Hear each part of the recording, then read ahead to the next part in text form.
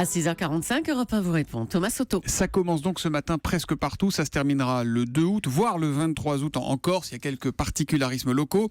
Et visiblement, ça vous plaît, puisque si l'on en croit un sondage, vous êtes plus de 70% à vouloir faire les soldes, puisque c'est d'eux qu'il s'agit. Bonjour Renaud Vaillant. Bonjour. Vous êtes le directeur du site radin.com, tout un programme. Alors, vu le temps pourri qu'on a depuis des mois, on imagine pour le coup qu'il y a de vraies bonnes affaires qui nous attendent cette année. Est-ce que ça s'annonce bien, ces soldes ? Oui, les soldes s'annoncent très bien.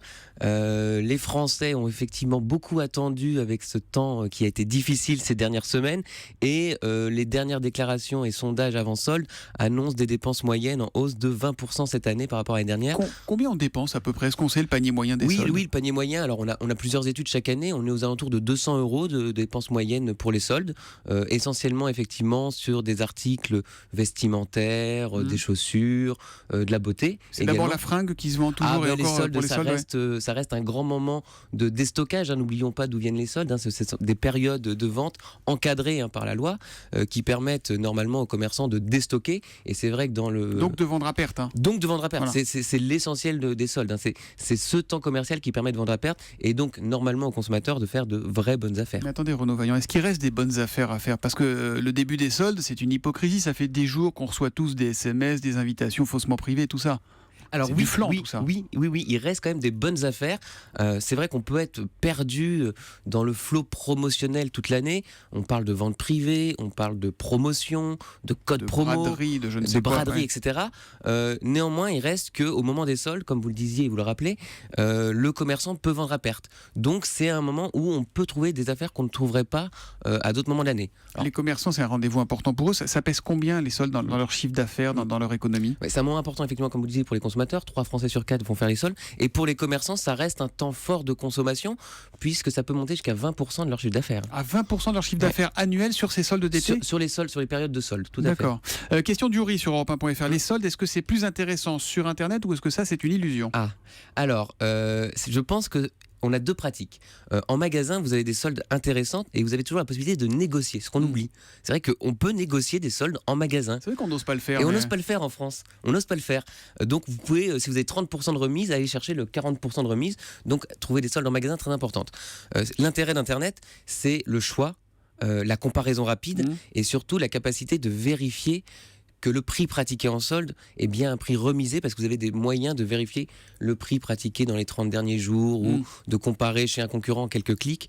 Donc c'est vrai que c'est un nouveau moyen de faire les soldes qui est vraiment très pratique. On dit souvent, et c'est marqué dans les magasins, ni repris ni échangé pour les produits soldés. Est-ce que c'est pareil sur Internet ou est-ce qu'on peut renvoyer ? Est-ce que la règle classique d'Internet s'applique ? Alors, attention, sur ni repris ni échangé, faut rappeler une chose importante, c'est que le ni repris ni échangé, c'est la politique commerciale du commerçant qui vend le produit, que ce soit sur Internet ou en magasin. Il a le droit de ne pas reprendre et ne pas échanger pendant les soldes, sauf vice caché, un produit qui serait abîmé. Sur Internet, vous êtes couvert, même pendant les soldes, par le fameux droit de rétractation. C'est les 7 jours, c'est ça ? 14 jours maintenant. 14 Depuis jours. la loi Hamon, vous avez 14 jours pour retourner un produit qui ne vous conviendrait pas. Donc ça, pendant les soldes, le e-commerçant est tenu de respecter ces 14 jours de délai de rétractation. On a une question de Jean Seb sur Twitter, un rappel sur les règles commerciales particulières et propres aux soldes. On s'y perd avec les promotions permanentes. Et ça, c'est sûr. Il a raison. Alors les soldes, qu'est-ce qui fait la différence des soldes avec les promotions permanentes ? Déjà, elles sont encadrées dans le temps. C'est-à-dire qu'il y a un début des soldes, ça va être aujourd'hui à 8h, et notamment faites attention, sur Internet, le e-commerçant est tenu de respecter la loi, c'est-à-dire d'ouvrir ses soldes à 8h. Vous pouvez faire votre panier en avance, ce que proposent pas beaucoup de commerçants, et de regarder à 8h. Ça, ils le respectent vraiment ou pas ? La plupart le respectent, puisque maintenant la DGCCRF contrôle les e-commerçants sur ce sujet-là. Donc ça, c'est la première règle, c'est une période d'ouverture, une durée des soldes, 6 semaines, et puis surtout l'occasion pour le commerçant de pouvoir vendre à perte, ce qu'on rappelait tout à l'heure. Les règles aussi, c'est la règle de l'affichage. Ça, c'est très important. Le commerçant ou le e-commerçant doit afficher le prix de référence, le prix remisé, et donc l'économie réalisée par le client. Petite attention. Il y a des risques d'embrouille là-dessus, non ? Il y a des petits risques d'embrouille, effectivement. Par exemple, vous avez un vêtement à 50 € remisé à 25%. Il peut arriver que le commerçant fasse le petit arrondi au-dessus à 37 €, le 36,50. C'est ça. Donc le petit 50 centimes. Donc sortez la calculette, il y a des applis pour ça. Vérifiez le prix.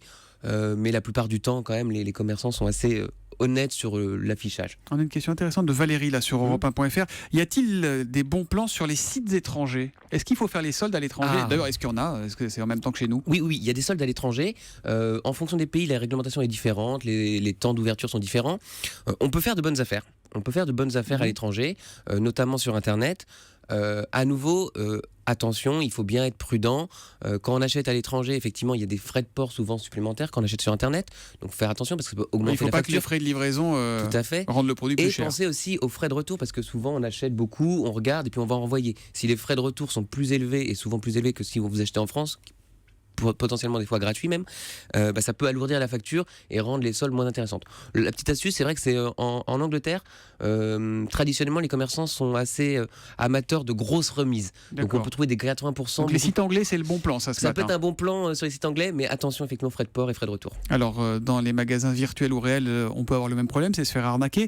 Si on repère une arnaque, qu'est-ce qu'on doit faire? À qui on doit le signaler? Comment ça se passe? Alors, première chose, dites-le aux commerçants. Dites que là, vous n'êtes pas content, que vous voulez un geste commercial, une remise, négocier, discuter. C'est la première chose à faire. Ça, on retient. Il faut négocier les soldes. Parlons-nous. Ne n'hésitons pas quand même.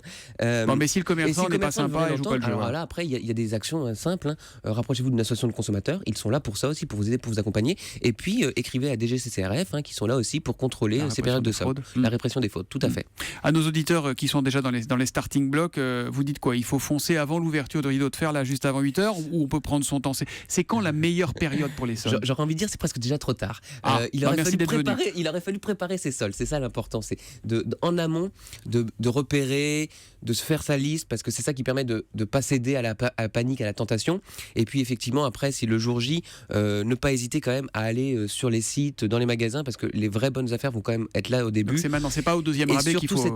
Surtout cette année, puisqu'on sait qu'avec cette météo qui n'a pas été très clémente, effectivement, les robes d'été, les shorts, les chemises, les polos, tout ça, ça n'a pas été trop vendu. Donc on risque d'avoir des belles remises dès les premiers jours. Et on n'est pas à l'abri qu'il fasse plus de 15 degrés pendant 3 jours d'affilée et qu'il ne pleuve plus. Donc profitons-en. Merci Renaud Vaillant d'avoir été en direct avec nous ce matin. Vous êtes, je le rappelle, le rédacteur en chef du site radin.com. Et vous savez quoi? J'adore ce nom, radin.com. Voilà, merci et bonne journée à vous.